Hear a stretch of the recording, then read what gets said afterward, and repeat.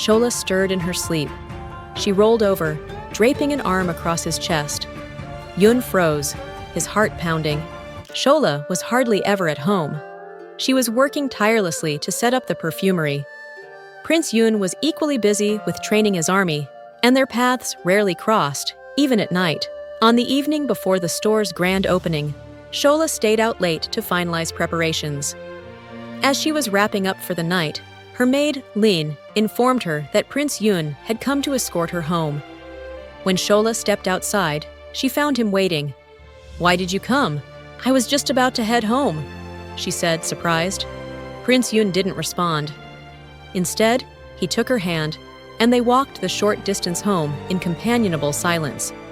Back in their room, Shola noticed a small paper bag on the table. Curious, she peeked inside and gasped.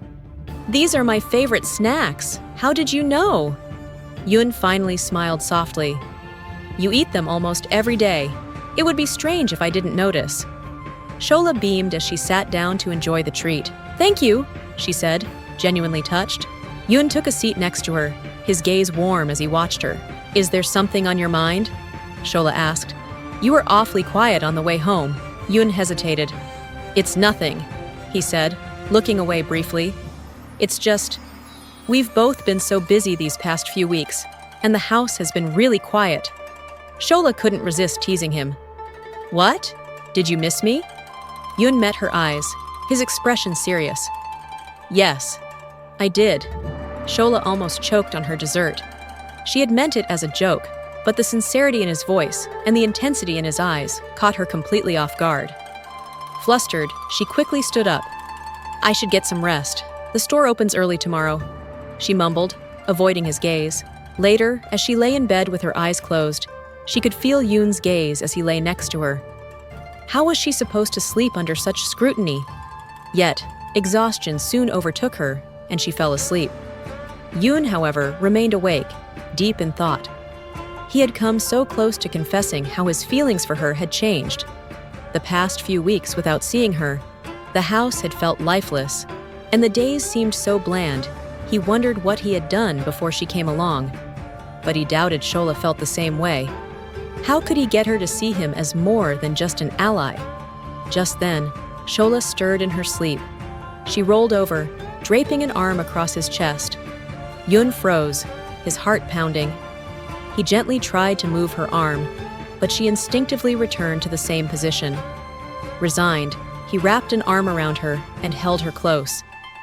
At that moment, he wished time would stop. Soon, he too fell asleep. The next morning, Shola woke to the sound of Yoon's voice. "Shola, wake up! You're going to be late for the store opening." Groggily, she opened her eyes, only to realize her head was resting on Yoon's chest. She shot up, startled, her face flushing with embarrassment. Yoon was watching her with his usual grin and that same look in his eyes from the night before. "What happened? How did I?" Shola stammered. Unable to finish the question, Yoon sat up with an amused smirk. "Well, my dear wife, you were very determined to stay cuddled in my arms last night. I had no choice but to sacrifice myself for your comfort." Shola groaned inwardly. She must have been moving around in her sleep again. Mortified, she pushed past him, muttering something about needing to get ready, and fled the room. Yoon stayed behind, staring at the now empty space with a wistful smile. Enough of this, he thought. It was time to tell her how he truly felt. Between his precarious position as an unfavored prince, the brewing tensions on the border, and his strained relationships with the emperor and crown prince, he could not see why she would commit to a life with him. But that decision would be hers to make. News of the local perfumery spread like wildfire throughout the capital, and noblewomen rushed to buy the first batch before it sold out. Shola's shop sold out on the first day and continued to do so every day during the opening week. 2 months later, her perfumes were being used in nearly every noble house. She even created affordable, lighter scents for commoners. When the crown prince heard about the success of the shop, he was furious.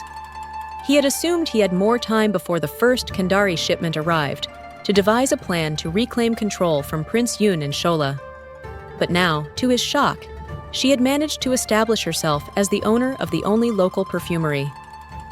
In time, Prince Yun's mansion could accumulate enough wealth to rival even the top merchants. If he had known how resourceful she was, he would have fought harder to marry her. It was time for him to invite Princess Shola for a serious conversation. Days later, as Shola walked to the store with Lin, a group of masked men cornered them, knocking Lin unconscious and kidnapping Shola. When she awoke, she found herself in an old, abandoned house, with the crown prince sitting across from her. "Princess, I apologize for the poor reception, but you must understand that under the circumstances, I had no choice," he said coldly. Shola didn't have the patience for games. "What do you want?" He offered her a deal. If she confessed to the emperor that Yun was plotting treason, he would marry her as a concubine and give her partial control of the Kandari trade.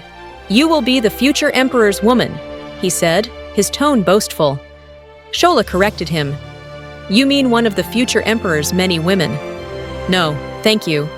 He had no idea that Yun had already given her full control over the trade.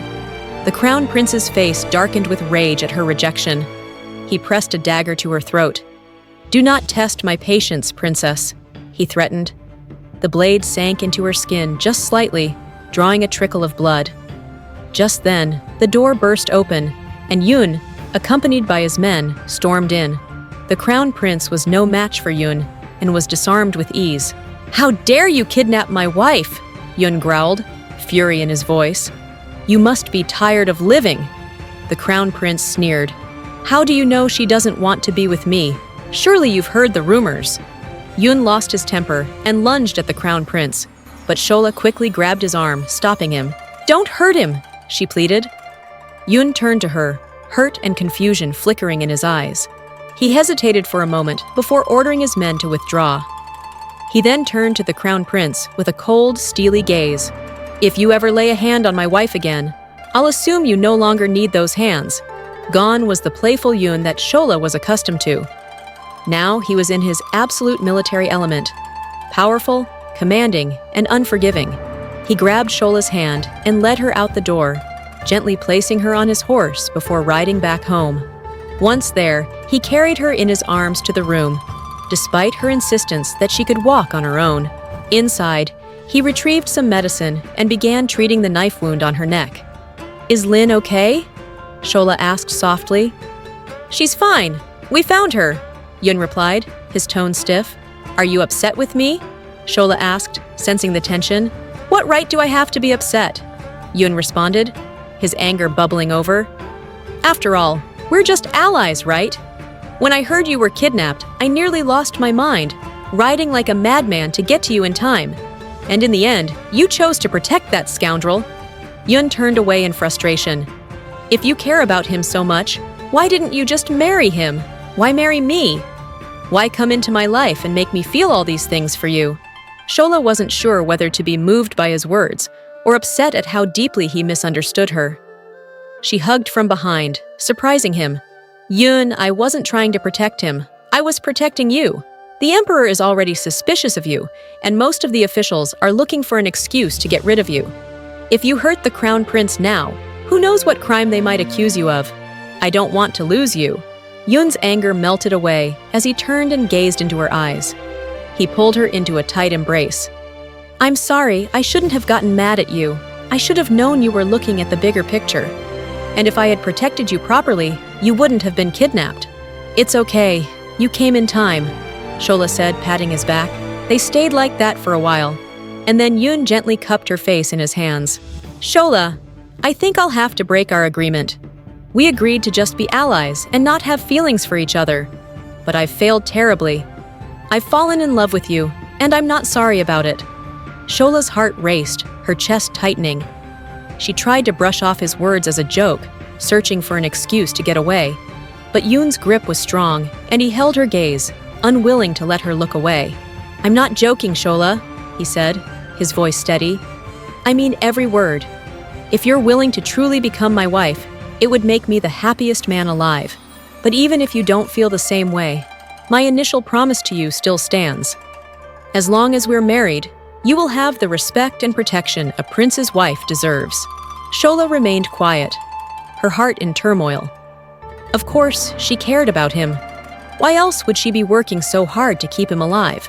But how could she give her heart to him when she didn't know when, or if, she would ever return home? Seeing that she remained silent, Yoon said softly, "All this must be a lot to take in. I'll sleep in the study tonight and let you think about it. Good night, my lady." He placed a gentle kiss on her forehead and turned to leave, but Shola suddenly pulled him close for a brief, tender kiss. Startled, Yoon blinked in surprise. "Does that mean what I think it means?" Shola leaned in, whispering in his ear. "Yes, my dear husband." Yoon felt as if he were dreaming, but then Shola kissed him lightly again, as if to reassure him. This time, Yoon kissed her back, deepening the kiss until they were both breathless. "I've wanted to do that for a long time," he said with a gleam in his eyes. Shola couldn't help but laugh.